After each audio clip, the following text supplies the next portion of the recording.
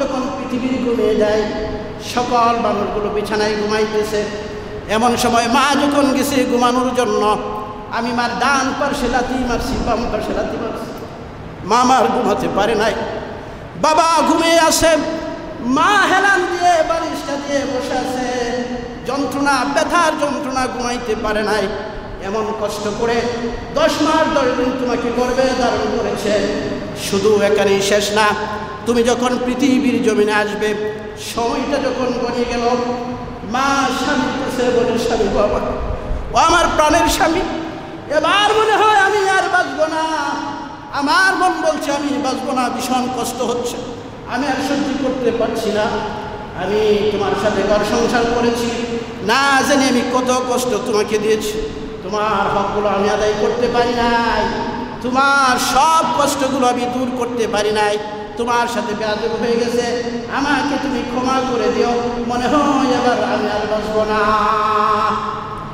একটা মানুষ, তার কাছে যখন মনে হয় এত কষ্ট হচ্ছে, সে মনে হয় পৃথিবীতে আর থাকবে না, তখন একটা মানুষ বিদায় নিতে থাকে। এমন একটা মুহূর্তে চলে গেছে।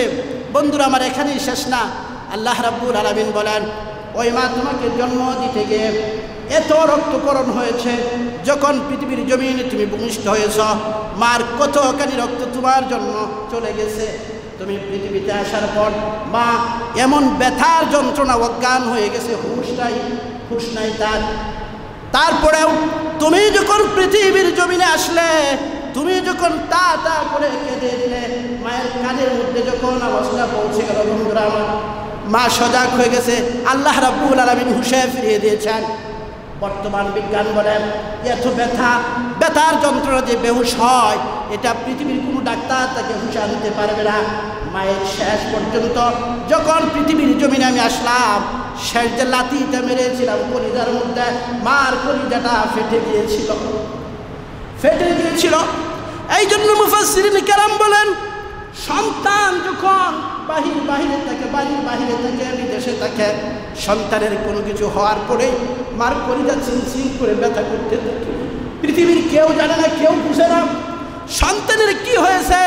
মা বুঝার বাকি থাকে না, মার কষ্ট লাগতে থাকে।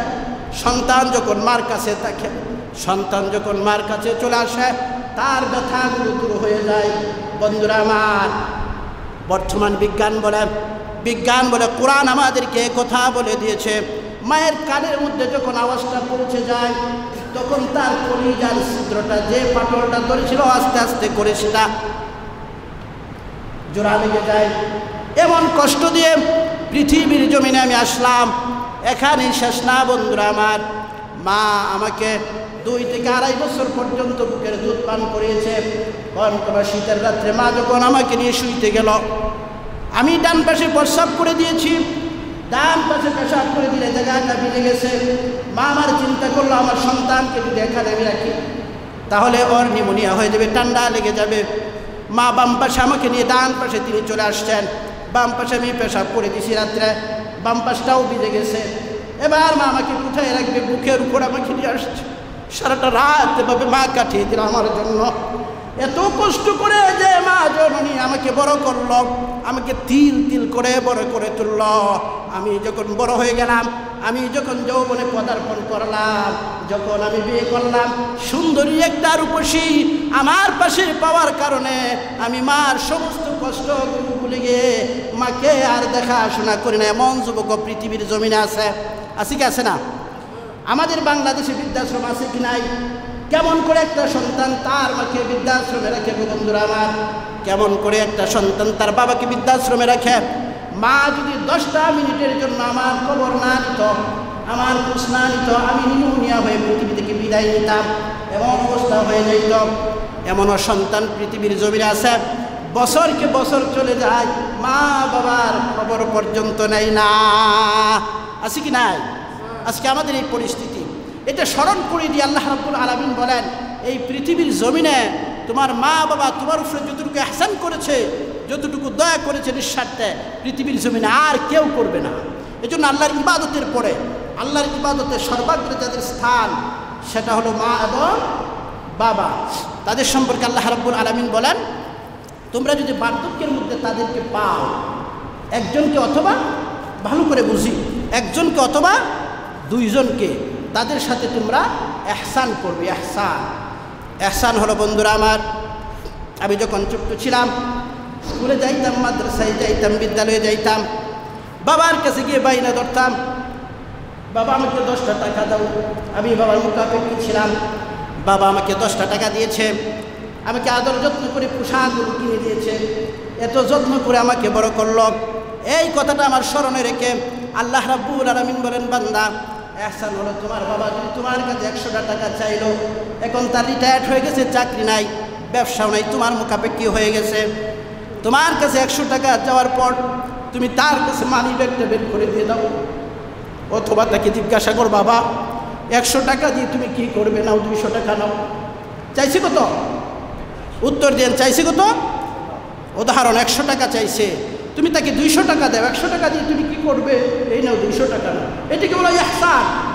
আপনি যখন বাজারে গেলেন, কোনো শপিং মলে ঢুকলেন কেনাকাটার জন্য, আপনার আদরের সন্তানের জন্য কেনাকাটা করবেন, আপনার স্ত্রীর জন্য কেনাকাটা করবেন, আল্লাহ রাব্বুল আলামিন বলে, বান্দা তোমার সন্তানের জন্য যা তুমি কিনবে, তোমার স্ত্রীর জন্য যা কিনবে, তার চেয়ে সর্বাগ্রে তোমার মা বাবার জন্য আগে তুমি সেই জিনিসটা কিনে নাও। বলে যেও না তোমার মা বাবার কথা, ছোট্ট সময় তোমাকে কত দয়া তোমার মা বাবা করেছে। এই জন্য ইহসান শব্দের অর্থ হইল বাবা যা চা তার চেয়ে তাকে বেশি দেওয়া, মা যা চা তার থেকে তাকে বেশি দেওয়া, এটা হলো ইহসান। আল্লাহ বলে ওয়াবিল ওয়ালিদাইনি ইহসানা, তাদের উপরে তোমরা ইহসান করবে।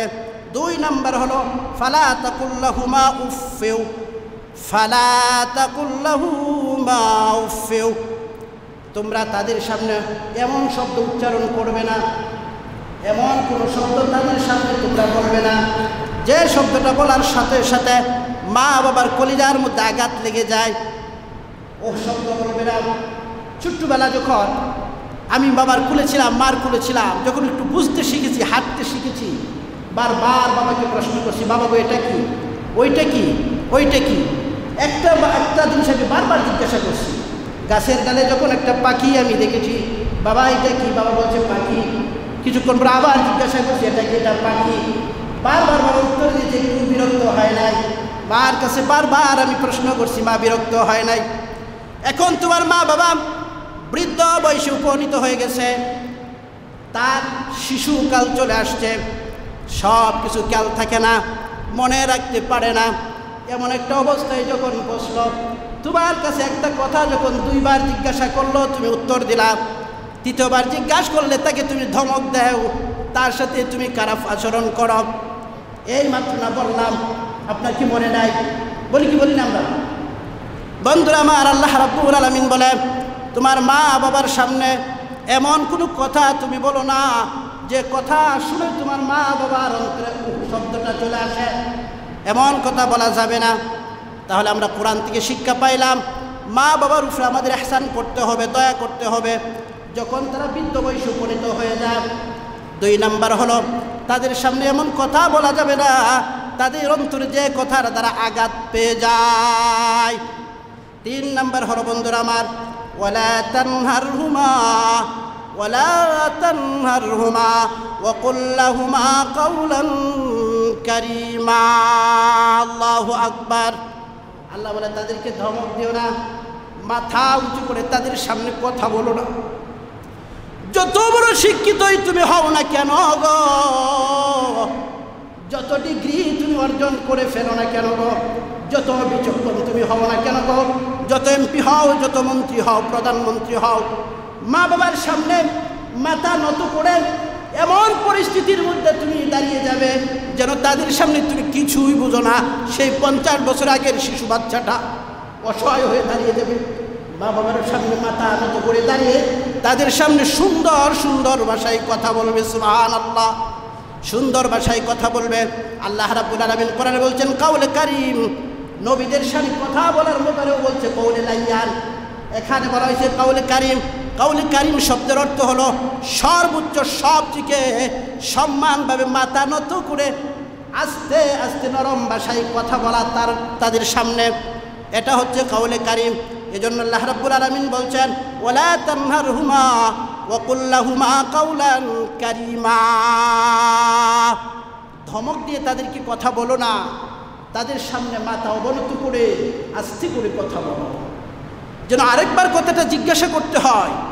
এমন বাসায় কথা বলো না যুবক যে তোমার প্রতি তোমার মা, তোমার প্রতি তোমার বাবা অসন্তুষ্ট হয়ে যায়। তোমার মা যদি তোমার প্রতি অসন্তুষ্ট হয়ে যায়, তোমার বাবা যদি তোমার প্রতি অসন্তুষ্ট হয়ে যায়, তোমার সারাটা জীবন বরবাদ হয়ে যাবে।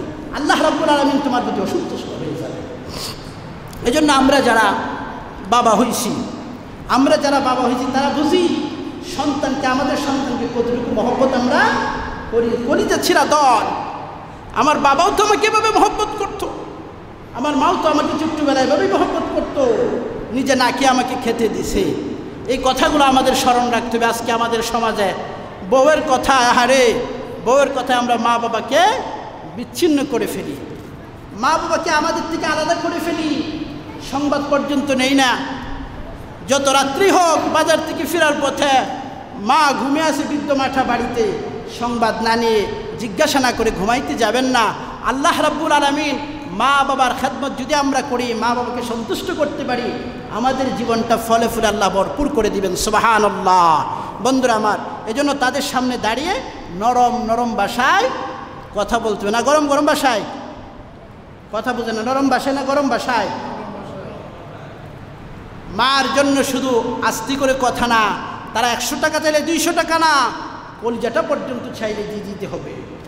এমন সন্তান যাদের আছে আল্লাহ রাব্বুল আলামিন তাদের প্রতি সন্তুষ্ট হয়ে যান। আপনারা